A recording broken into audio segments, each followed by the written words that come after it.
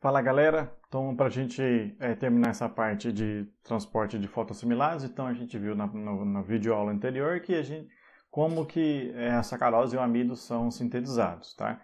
Hoje a gente vai falar como a sacarose é transportada, tá? Então, primeira coisa que vocês têm que entender, amido não é transportado, quem é transportado é a sacarose, ou glicose, ou vários outros açúcares, tá?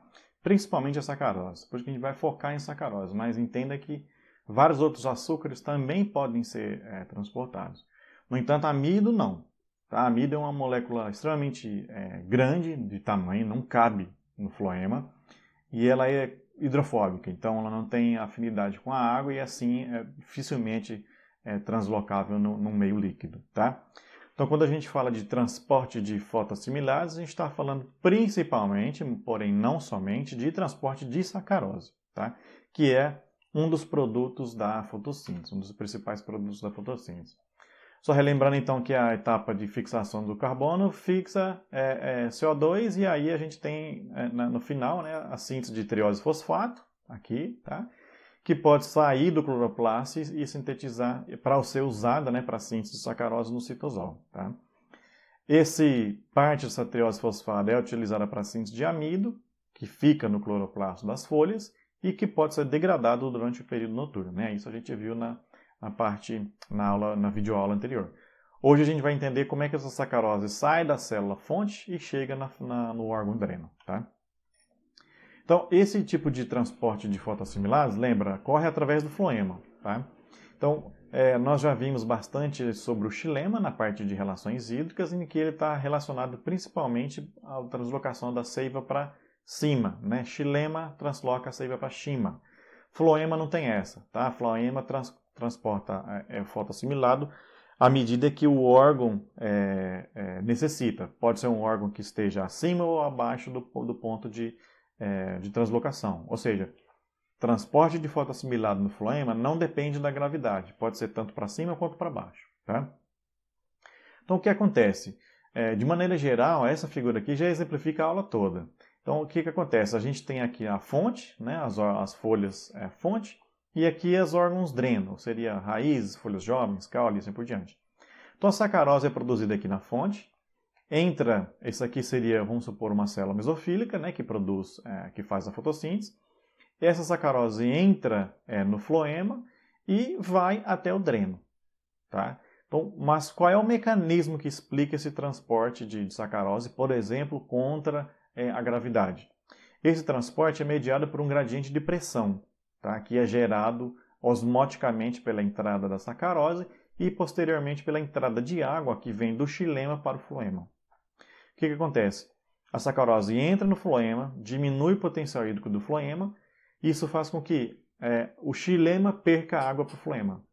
Entrando água no floema, a seiva sai, a seiva de transporte de fotoassimilados, sai da fonte e vai para o dreno à medida que entra essa água, né, por pressão. Tá? Então essa água gera uma pressão positiva que faz com que a seiva saia da fonte e vá para o dreno. Okay? Então, transporte de fotoassimilado é sempre da fonte para o dreno. Ok? Então, por onde que, se alguém te perguntar, né, qual é o sentido do transporte de fotoassimilado? Sempre fonte, dreno. Tá? Então, lembra que folha jovem é um dreno também. Por quê? Ela não tem a capacidade de fotossintetizar e se autossustentar. Então, dessa forma, ela precisa de fotoassimilado vindo de uma outra folha, são as folhas completamente desenvolvidas. Tá? Então, grosseiramente falando, essas folhas fazem mais fotossíntese e produzem mais fotoassimilados do que elas precisam, propositalmente, porque o resto da planta, muitos materiais, por exemplo, frutos, sementes, são drenos e não fazem fotossíntese, ou se fazem muito pouco. Tá? Então, o crescimento de órgãos dreno é sustentado basicamente pelo transporte de sacarose, o transporte de fotoassimilado vindo dos órgãos fonte.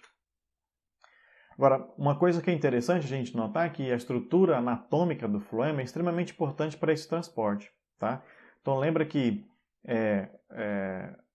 as células do floema são totalmente adaptadas para o transporte, ou seja, quando se tem organelas, as organelas estão sempre no lado colado, né, vamos dizer assim, na parede do floema, de modo que o fluxo de seiva possa passar pelas células, que a gente chama de elementos do tubo crivado, ou elementos crivados, possa passar por ela mais facilmente. Tá? Então lembra que entre as células do floema existem essas conexões de livre passagem, por exemplo, para algumas moléculas e água.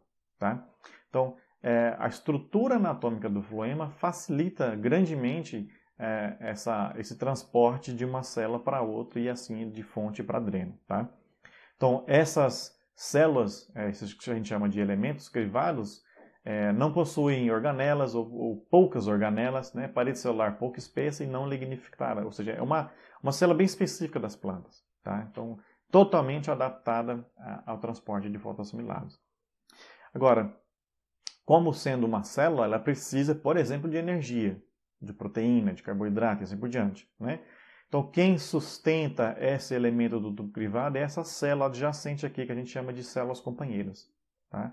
O próprio nome já diz que ele é companheira dessa célula do elemento crivado. Tá? Então, toda a síntese de proteínas, suprimento de energia, transporte de produtos da fotossíntese, por exemplo, sacarose, é feito através das células companheiras. Tá? Então, as células companheiras fornecem materiais, né, energia e carboidrato, por exemplo, porque os elementos crivados não têm a capacidade de produzir, porque tem muito pouco organelas e, por exemplo, muito poucas mitocôndrias e cloroplastos. Tá?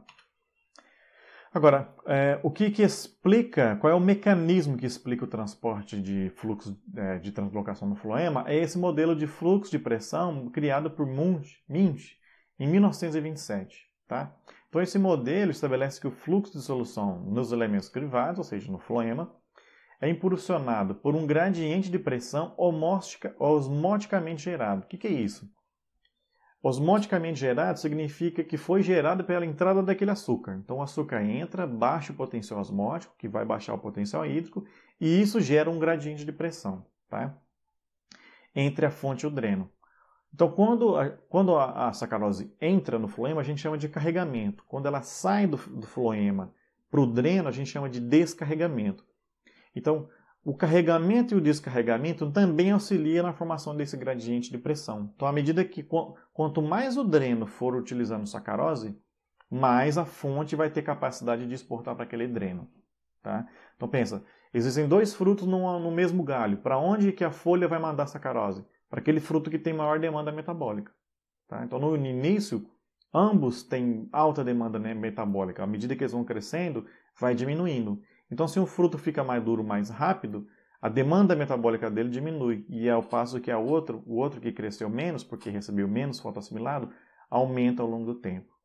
Então, drenos que têm maior força, que a gente fala, né, força do dreno, ou seja, que tem maior demanda metabólica de fotoassimilado, vai receber mais fotoassimilado. E à medida que a sacarose entra no dreno, ajuda a gerar esse gradiente de pressão. Tá? Então, o carregamento e o descarregamento são importantes para gerar esse gradiente, assim como a sacarose, né, que entra durante o carregamento, gera uma diferença de potencial hídrico entre, por exemplo, floema e xilema, que facilita o transporte de água do xilema para o floema. Tá? Então, esse é um modelo bem antigo, mas muito bem aceito. Então, por exemplo, aqui a gente tem as células mesofílicas que estão produzindo os fotoassimilados, né? Por exemplo, essa bolinha vermelha aqui seria a sacarose, tá? Então, à medida que a sacarose entra no floema, você tem um baixo potencial osmótico, por exemplo, menos 1,7 megapascal. Ao passo que no xilema você tem um potencial osmótico, um potencial hídrico de menos 8 megapascal. Tá? Então, aqui é mais negativo, então favorece a entrada de água do xilema para o floema. Então esses vasos estão conectados entre si.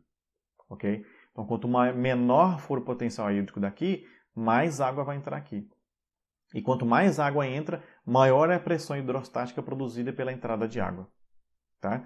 Então, entrou muita sacarose, entra a água, faz com que a seiva saia da fonte e vá para o dreno.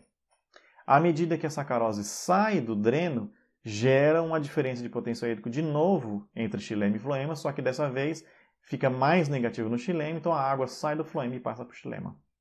Tá? Então, carregou, diminuiu o potencial hídrico. Isso faz com que a água entre no floema e a seiva vá para o dreno. À medida que vai para o dreno, a sacarose sai, né, do floema e entra no dreno, aumenta o potencial hídrico, fica mais positivo, ou seja, o xilema fica mais negativo, fica menor, então a água sai do floema, vai para o xilema e aí a seiva volta a subir de novo, tá? A ficar o transporte de água do floema passa para o xilema, ao invés do xilema para o floema, ok? Então, de novo, é um gradiente de pressão gerado osmoticamente pela entrada de sacarose e pela água. Então, essa pressão hidrostática gerada pela água facilita também o transporte de fotoassimilado da fonte para o dreno, ok? Agora, quais são os fatores que suprem preferencialmente drenos? Ou seja, você tem dois drenos. Para onde que o fotoassimilado vai, né? Então, proximidade é um deles. Então, folhas que estão mais próximas de um determinado fruto, esse fruto vai receber fotoassimilado dessa folha, e não de uma folha mais externa, tá? Uma folha mais distante. Então, folhas superiores, por exemplo, tendem a enviar fotoassimilados, vamos dizer assim, para regiões de crescimento aéreo, ou seja, para as folhas jovens, tá? Ao passo que as folhas inferiores suprem o sistema radicular. Então, a proximidade é importante para esse transporte de fotoassimilados entre fonte e dreno. Conexão vascular. Se você tem conexão do mesmo vaso, ou seja, o xilema e o floema de uma folha estão conectados com uma outra folha, você tem um favorecimento do transporte de fotoassimilado entre essas folhas. Na fase vegetativa, os ápices e as raízes são drenos preferenciais, ou seja, se tem água no solo, a planta não precisa crescer tanta raiz. Então, ela vai investir em crescimento de parte aérea. Então, nesse caso, o dreno principal é a folha jovem, né? Se a planta passa por um período de seca no estágio vegetativo, por exemplo, a raiz se torna o dreno preferencial. Então, a planta, em vez de mandar fotoassimilado para a folha jovem, vai mandar para a raiz, tá? E na fase reprodutiva, os frutos e as sementes e as flores são os drenos predominantes, tá? Então, a partir do momento que a planta começou a florescer, o dreno predominante é flor, fruto e semente, ok? Uma coisa que pode interferir também na translocação de fotoassimilado é se você faz aquele anel de Malpighi, que a gente chama, né, que é arrancar uma casca da árvore, que se você arranca junto ao floema, você está restringindo o fluxo de fotoassimilado para aquele galho, né? Ou se algum tucano, um pica-pau, qualquer bicho possa ferir a planta, né, ferir o floema, você pode ter uma restrição de fluxo para aquele galho, né, para aquelas folhas, aqueles frutos que estão naquele galho, e aí você tem uma mudança de dreno preferencial, ou seja, aquele galho não vai receber mais porque o floema está destruído, mas ao passo que outro galho, outra flor ou outra folha vai receber esse fotoassimilado, tá? Isso acontece muito quando a gente faz podas, né? Então, quando a gente corta um pedaço de uma planta, ali já não tem mais dreno, então o fotoassimilado que estava indo naquela direção vai tomar uma outra rota, tá? Vai partir vai ter um outro sentido fonte-dreno, ok? Então, qual é a competição entre esses drenos, né? Então, você tem uma posição do dreno em relação à fonte, então quanto mais próximo o dreno for em relação àquela fonte, ele vai receber preferencialmente esse fotoassimilado. Se existem conexões vasculares entre fonte e dreno. Se você remove o dreno, então você passa a rota, né, que era para aquele dreno, para um outro dreno, né? Se você tira um fruto, obviamente ele não vai receber mais fotoassimilado, um outro vai receber mais fotoassimilado, tá? E em condições normais, ou seja, em condições irrigadas, folhas jovens são drenos mais fortes que raiz no período vegetativo, tá? Se você coloca a planta sob seca, isso aqui inverte, a raiz passa a ser dreno preferencial, ok? Então, dentro dessa questão de carregamento e descarregamento do floema, nós vamos ter sempre essas duas rotas, rota apoplástica e rota simplástica, tá? Então, isso tanto na parte de carregamento quanto na parte de descarregamento. Só um exemplo aqui sobre carregamento. Então, o açúcar que é produzido aqui nas células mesofílicas, ele chega aqui até a célula do parênquima do floema, e aqui ele pode ter duas rotas, a simplástica e a apoplástica, tá? Então, a apoplástica é essa setinha aqui, ó, que vai entre as células,